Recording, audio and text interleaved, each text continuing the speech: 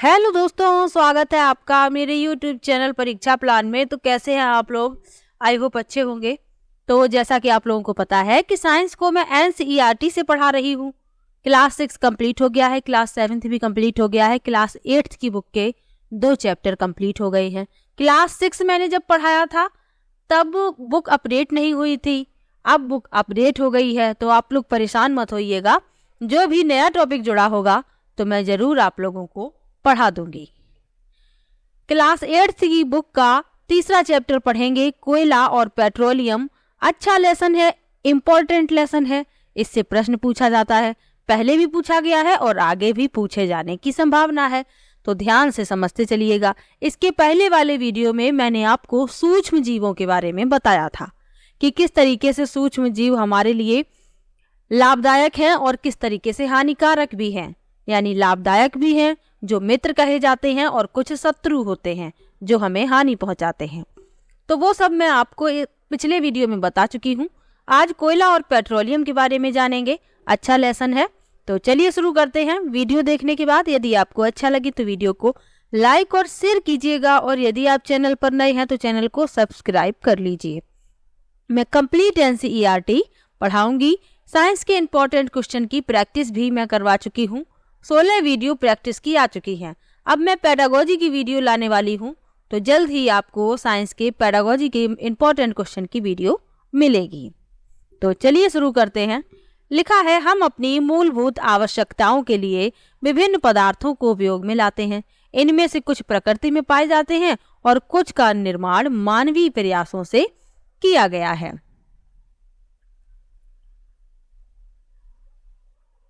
क्या इस सूची में वायु, जल, मृदा और खनिज सम्मिलित हैं? क्योंकि ये सभी प्रकृति द्वारा उपलब्ध कराए जाते हैं। ये सूची दी गई है और इसमें लिखना है जो प्राकृतिक हैं और मानव निर्मित हैं। तो जल है, वायु है, मृदा है, खनिज है, ये सभी प्राकृतिक हैं। आगे लिखा है, क्या वायु, जल और मृदा मानवीय क्रियाकलापों से समाप्त हो सकते हैं? जल के बारे में आप कक्षा 7 में पढ़ चुके हैं। क्या जल एक असीमित संसाधन है? प्रकृति में विभिन्न संसाधनों की उपलब्धता की दृष्टि से प्राकृतिक संसाधनों को व्यापक रूप से 2 वर्गों में बांटा जा सकता है। यानी कि जो प्राकृतिक संसाधन हैं, जो नष्ट भी हो सकते हैं और जो नष्ट नहीं हो सकते हैं, तो इस आधार पर इन्हें 2 प्रकार में बांट दिया गया है, यानी कि 2 वर्गों में बांट दिया गया है। प्राकृतिक संसाधन के समाप्त होने की संभावना है तो उन्हें समाप्त होने वाले प्राकृतिक संसाधन कहा जाता है, और जो समाप्त नहीं हो सकते वो अक्षय प्राकृतिक संसाधन होते हैं। तो चलिए इन 2 वर्गों के बारे में पढ़ लेते हैं, क्योंकि अभी बूझों के दिमाग में यही प्रश्न आया था कि क्या हम अपने सभी प्राकृतिक संसाधनों का निरंतर उपयोग कर सकते हैं। तो कुछ समाप्त भी हो सकते हैं, तो यही बताया जा रहा है। सबसे पहले लिखा है अक्षय प्राकृतिक संसाधन। तो पहला लिखा हुआ है अक्षय प्राकृतिक संसाधन। जैसा कि आप नाम से ही समझ रहे हैं, ये संसाधन प्रकृति में असीमित मात्रा में उपलब्ध हैं और मानवीय क्रियाकलापों से समाप्त होने वाले नहीं हैं। उदाहरण है सूर्य का प्रकाश और वायु, यानी इनकी मात्रा असीमित है और ये मानव की क्रियाकलापों से समाप्त नहीं होंगे। आगे लिखा है समाप्त होने वाले प्राकृतिक संसाधन। तो समाप्त होने वाले कौन से हैं? प्रकृति में इन स्रोतों की मात्रा सीमित है, ये मानवीय क्रियाकलापों द्वारा समाप्त हो सकते हैं। इन संसाधनों के उदाहरण हैं वन, वन्य जीव, खनिज, कोयला, पेट्रोलियम, प्राकृतिक गैस आदि। तो यदि इनका प्रयोग सावधानी पूर्वक ना किया गया तो ये भविष्य में समाप्त हो सकते हैं। तो ये समाप्त होने वाले प्राकृतिक संसाधन कहे जाते हैं। आगे लिखा है, इस अध्याय में हम कोयले, पेट्रोलियम और प्राकृतिक गैसों जैसे कुछ समाप्त होने वाले प्राकृतिक संसाधनों के विषय में पढ़ेंगे। किसके बारे में पढ़ेंगे? कोयले, पेट्रोलियम और प्राकृतिक गैस, ये समाप्त होने वाले प्राकृतिक संसाधन हैं। तो इन्हीं के बारे में नीचे बताया गया है। इनका निर्माण सजीव प्राणियों के मृत अवशेषों यानी जीवाश्मों से होता है, अतः इन्हें जीवाश्मी ईंधन कहते हैं। अब एक एक के बारे में डिटेल में बताया गया है। सबसे पहले कोयला, इसके बाद बताया जाएगा कोयले के बाद पेट्रोलियम, फिर प्राकृतिक गैस। तो सबसे पहले कोयला लिखा है। चलिए कोयले के बारे में पढ़ लेते हैं।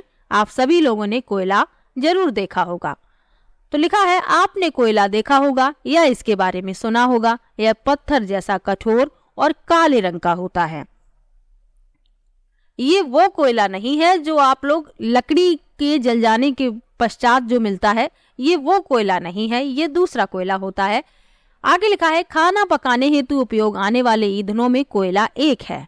पहले इसका उपयोग रेल इंजनों को चलाने के लिए भाप बनाने में होता था। इसका उपयोग तापीय शक्ति संयंत्रों में विद्युत उत्पन्न करने हेतु भी किया जाता है। कोयले का उपयोग विभिन्न उद्योगों में ईंधन के रूप में भी किया जाता है। तो ये कोयले की खानों से प्राप्त होता है। ये लकड़ी वाला कोयला नहीं है जो लकड़ी जलाने के पश्चात प्राप्त होता है। ये आप यहाँ पर देख सकते हैं, काला कठोर पत्थर जैसा ये होता है। अब कोयले की कहानी लिखी हुई है, तो चलिए कोयले की कहानी पढ़ लेते हैं। लिखा है लगभग 300 मिलियन वर्ष पूर्व पृथ्वी पर निचले जलीय क्षेत्रों में घने वन थे। बाढ़ जैसे प्राकृतिक प्रक्रमों के कारण ये वन मृदा के नीचे दब गए। उनके ऊपर अधिक मृदा जम जाने के कारण वे संपीड़ित हो गए। जैसे जैसे वे गहरे होते गए उनका ताप भी बढ़ता गया।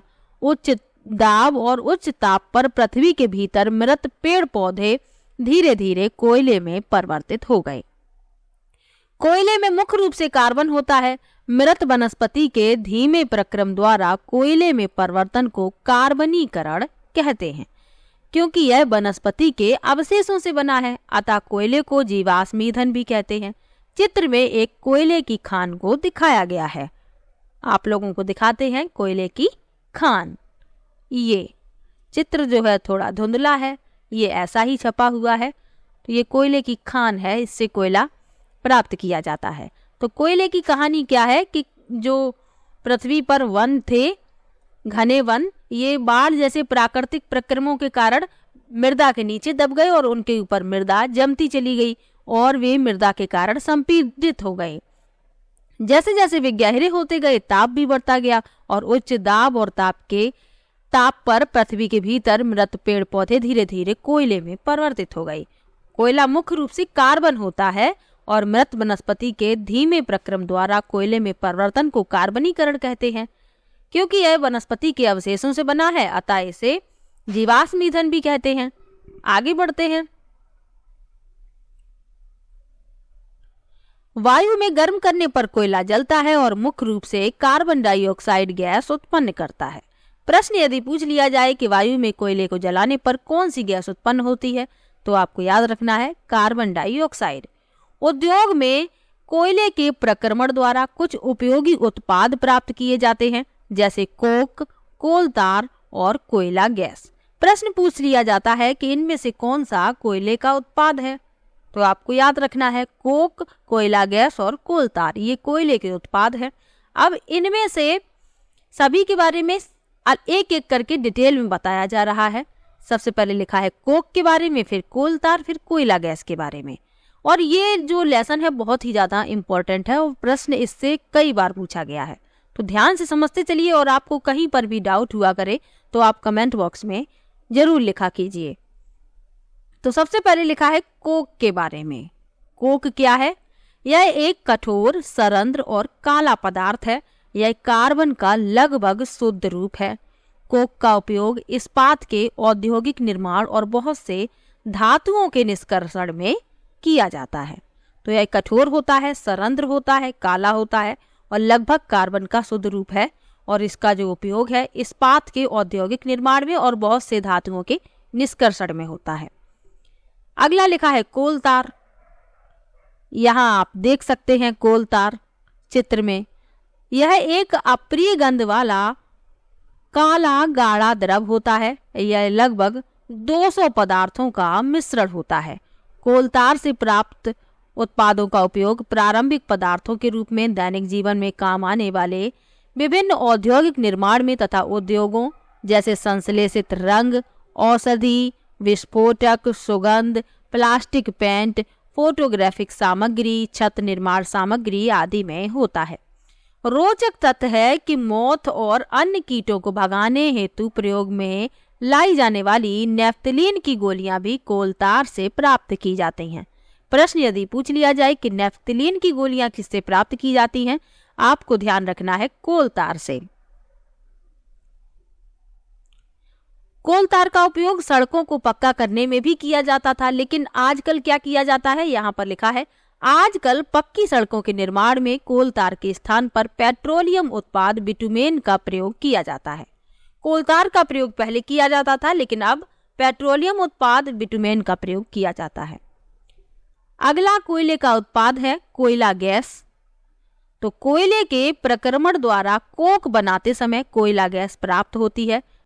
यह कोयला प्रक्रमण संयंत्रों के निकट स्थापित बहुत से उद्योगों में ईंधन के रूप में प्रयोग की जाती है। यहाँ एक महत्वपूर्ण तथ्य लिखा हुआ है, लंदन में 1810 में तथा न्यूयॉर्क में 1820 के आसपास कोयला गैस का उपयोग प्रथम बार सड़कों पर रोशनी के लिए किया गया था। आजकल इसका उपयोग रोशनी की बजाय ऊष्मा के स्रोत के रूप में किया जाता है। तो कोयला के बारे में आपको बता दिया, कोयले की कहानी बता दी, कोयले के उत्पाद बता दिए, कौन कौन से बताए, कोक, कोल तार और कोयला गैस। अब लिखा है पेट्रोलियम के बारे में। तो पेट्रोलियम के जो उत्पाद हैं उनसे प्रश्न पूछा जाता है और आपको ध्यान से समझ लेना है कि कौन कौन से पेट्रोलियम के उत्पाद हैं। लिखा है आप जानते हैं कि ईंधन के रूप में पेट्रोल का उपयोग हल्के स्वचालित वाहनों जैसे कि मोटरसाइकिलों, स्कूटरों और कारों में होता है। भारी मोटर वाहनों जैसे कि ट्रकों और ट्रैक्टरों को चलाने के लिए डीजल काम आता है। यानी जो छोटे वाहन होते हैं उन्हें चलाने के लिए हम लोग पेट्रोल का प्रयोग करते हैं और भारी वाहनों को चलाने के लिए डीजल का प्रयोग किया जाता है। ये ईंधन प्राकृतिक स्रोत से प्राप्त होते हैं जिसे पेट्रोलियम कहा जाता है। पेट्रोलियम शब्द की उत्पत्ति पेट्रा चट्टान एवं ओलियम तेल से हुई है, क्योंकि ये जमीन के नीचे की चट्टानों के मध्य से निकाला जाता है। यहाँ इस चित्र में दिखाया जा रहा है। अभी आपको इस चित्र के बारे में बताएंगे। आगे लिखा है क्या आप जानते हैं कि पेट्रोलियम कैसे बनता है। तो पेट्रोलियम कैसे बनता है ये यहाँ पर आगे बताया गया है। पेट्रोलियम का निर्माण समुद्र में रहने वाले जीवों से हुआ। ये जीव मृत हुए, इनके शरीर समुद्र के पैंदे में जाकर जम गए और फिर रेत तथा मिट्टी की तहों द्वारा ढक गए। लाखों वर्षों में वायु की अनुपस्थिति, उच्च ताप और उच्च दाब ने मृत जीवों को पेट्रोलियम और प्राकृतिक गैस में परिवर्तित कर दिया। इस चित्र को आप समझ सकते हैं।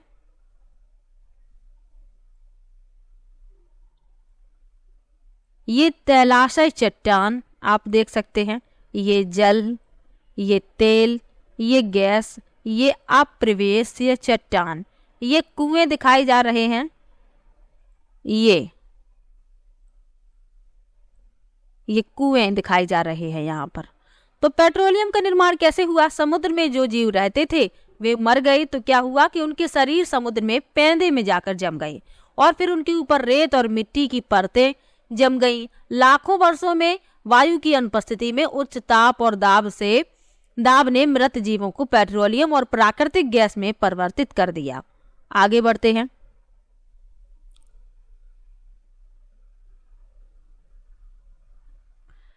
चित्र में देखिए जो पेट्रोलियम और प्राकृतिक गैस के भंडारों को दर्शाता है।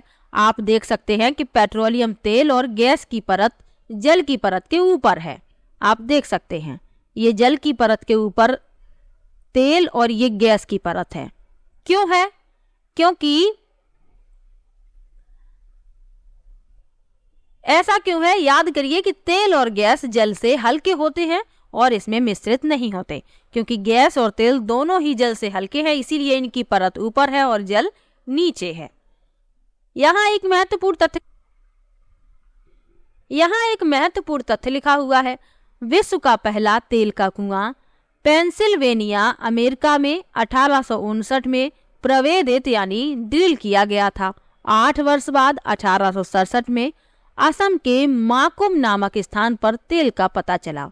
भारत में तेल असम, गुजरात, बॉम्बे हाई और गोदावरी तथा कृष्णा नदियों के बेसिन में पाया जाता है और यहाँ से प्रश्न पूछा जाता है। अब लिखा है पेट्रोलियम का परिष्करण। तो इसका परिष्करण कैसे करते हैं? क्योंकि इसमें बहुत पदार्थ मिले हुए होते हैं। लिखा है पेट्रोलियम गहरे रंग का तेलीय द्रव है, इसकी गंध अप्रिय होती है। यह विभिन्न संघटकों जैसे कि पेट्रोलियम गैस, पेट्रोल, डीजल, स्नेहक तेल, पैराफिन, मोम आदि का मिश्रण होता है। प्रश्न पूछ लिया जाता है कि निम्न में से कौन सा पेट्रोलियम का उत्पाद है। तो ये सभी आपको याद रखने हैं। पेट्रोलियम गैस, पेट्रोल, डीजल, स्नेहक तेल, पैराफिन, मोम और केरोसिन, ये सब भी पेट्रोलियम के ही उत्पाद हैं। आगे लिखा है पेट्रोलियम के विभिन्न संघटकों, प्रभाजों को पृथक करने का प्रक्रम परिष्करण कहलाता है। यह कार्य पेट्रोलियम परिष्करणी में संपादित किया जाता है। पेट्रोलियम के विभिन्न संघटक और उनके उपयोग सारणी में दिए गए हैं। ये सारणी दी गई है और इनके प्रयोग बताए गए हैं। ये पेट्रोलियम परिष्करणी है जो इस चित्र में आप देख सकते हैं। इस सारणी को पढ़ लीजिए, इसको भी पढ़ना आवश्यक है। पेट्रोलियम के विभिन्न संघटक और उनके उपयोग। जो द्रवित पेट्रोलियम गैस होती है एलपीजी, इसका प्रयोग घरों में और उद्योगों में ईंधन के रूप में किया जाता है। जो घरों में गैस आप प्रयोग करते हैं खाना पकाने के लिए, वो एलपीजी ही होती है, जिसे द्रवित पेट्रोलियम गैस कहते हैं। पेट्रोल का प्रयोग कहाँ किया जाता है? मोटर ईंधन, शुष्क धुलाई के लिए विलायक, यानी कि जो कपड़े आप ड्राई क्लीन करवाते हैं उनमें पेट्रोल का ही प्रयोग किया जाता है। मिट्टी का तेल, इसका प्रयोग कहाँ किया जाता है? स्टोव, लैंप और जेट वायुयानों के लिए ईंधन। ये सभी पेट्रोलियम के ही संघटक हैं, ये आपको याद रखने हैं। डीजल का प्रयोग भारी वाहनों और विद्युत जनरेटरों के लिए ईंधन के रूप में किया जाता है। स्नेहक तेल का स्नेहन के लिए किया जाता है। पैराफिन मोम का मरहम, मोमबत्ती और वैसलीन बनाने में किया जाता है। जो मरहम आती है घाव पे लगाने के लिए, और जो मोमबत्ती यानी कैंडल आप मार्केट से खरीदते हैं, और वैसलीन, इन सब में पैराफिन मोम का प्रयोग किया जाता है। बिटुमेन, इसका प्रयोग पेंट एवं सड़क निर्माण में किया जाता है। आगे बढ़ते हैं। यहाँ एक महत्वपूर्ण तथ्य लिखा हुआ है और इससे प्रश्न पूछा गया था। क्या लिखा है? पेट्रोलियम और प्राकृतिक गैस से अनेक उपयोगी पदार्थ प्राप्त किए जाते हैं। इन्हें पेट्रो रसायन कहते हैं। इनका उपयोग अपमार्जक, रेसे यानी पॉलिस्टर, नायलॉन, एक्रिलिक आदि, पॉलीथीन और अन्य मानव निर्मित प्लास्टिक आदि के औद्योगिक निर्माण में किया जाता है। प्राकृतिक गैस से प्राप्त हाइड्रोजन गैस का उपयोग उर्वरकों के उत्पादन हेतु किया जाता है। अपने बहुत अधिक व्यावसायिक महत्व के कारण पेट्रोलियम को काला सोना भी कहते हैं। प्रश्न पूछा जा चुका है, इसलिए आपको याद रखना है। प्रश्न पूछा गया था कि निम्न में से किसे काला सोना कहा जाता है? Black gold. तो आपको याद रखना है पेट्रोलियम को। आगे लिखा है प्राकृतिक गैस। पेट्रोलियम के बारे में आपको बता दिया, उसके संघटक बता दिए। अब प्राकृतिक गैस के बारे में और जान लीजिए। लिखा है प्राकृतिक गैस एक बहुत महत्वपूर्ण जीवाश्म ईंधन है, क्योंकि इसका परिवहन पाइपों द्वारा सरलता पूर्वक हो जाता है। प्राकृतिक गैस को उच्च दाब पर संपीड़ित प्राकृतिक गैस यानी सीएनजी के रूप में भंडारित किया जाता है। सीएनजी का उपयोग ऊर्जा उत्पादन हेतु किया जाता है। अब इसका उपयोग परिवहन वाहनों में ईंधन के रूप में किया जा रहा है, क्योंकि यह कम प्रदूषणकारी है। यह एक स्वच्छ ईंधन है। सीएनजी का अधिक लाभ यह है कि इसे घरों और कारखानों में सीधा जलाया जा सकता है, जहां इसकी आपूर्ति पाइपों के माध्यम से की जाती है। आगे लिखा है पाइपलाइनों का ऐसा जाल बड़ौदा, दिल्ली के कुछ भागों और अन्य स्थानों पर उपलब्ध है। यानी पाइपलाइनों के द्वारा इनकी सप्लाई की जाती है। आगे लिखा है प्राकृतिक गैस का उपयोग प्रारंभिक पदार्थ के रूप में बहुत से रसायनों और उर्वरकों के औद्योगिक निर्माण में किया जाता है। भारत में प्राकृतिक गैस के विशाल भंडार हैं। हमारे देश में प्राकृतिक गैस त्रिपुरा, राजस्थान, महाराष्ट्र और कृष्णा गोदावरी डेल्टा में पाई जाती है। अब बूझो के दिमाग में एक प्रश्न आया कि क्या प्रयोगशाला में मृत जीवों से कोयला और पेट्रोलियम और प्राकृतिक गैस बनाई जा सकती है? तो बूझो यही जानना चाहता है। पहेली बताती है कि नहीं, इसका बनना बहुत धीमा प्रक्रम है और इसके बनने की परिस्थितियां प्रयोगशाला में उत्पन्न नहीं की जा सकती। तो प्राकृतिक गैस के बारे में भी आपको बता दिया। अब लिखा है कुछ प्राकृतिक संसाधन सीमित हैं, जो मैंने आपको पहले ही बताया था कि कुछ प्राकृतिक संसाधन सीमित हैं और ये मानव क्रियाकलापों से समाप्त हो सकते हैं। तो लिखा है आपने इस अध्याय के प्रारंभ में पढ़ा है कि कुछ प्राकृतिक संसाधन जैसे कि जीवाश्म ईंधन, वन, खनिज आदि समाप्त होने वाले होते हैं। आप जानते हैं कि कोयला और पेट्रोलियम जीवाश्म ईंधन है। मृत जीवों के ईंधन में परिवर्तन के लिए लाखों वर्षों का समय लग जाता है। दूसरी ओर इनके ज्ञात भंडार कुछ 100 वर्ष और चलने वाले हैं।